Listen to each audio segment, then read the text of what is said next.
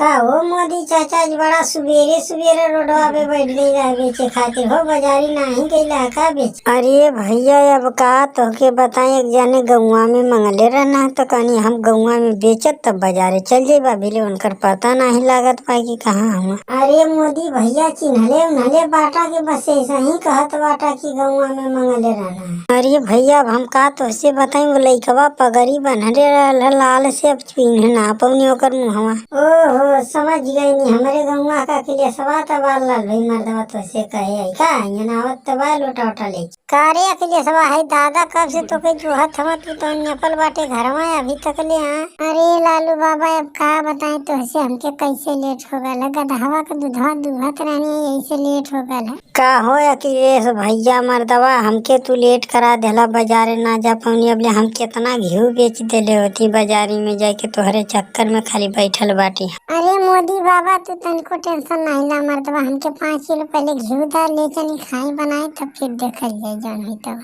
कहो योगी बाबा ये भैंसिया का ना घिवा बा हो, कहीं भेड़ा बकरी का नहीं न लेके आयल बाटा घिवा। अरे अखिलेश भैया का बात करत बाटा मर्दवा, एकदम देसी भैंस का लेके घिवा आयल बाटे। अगर तोके खाए में ना अच्छा लगी तो हमार घी वापस कर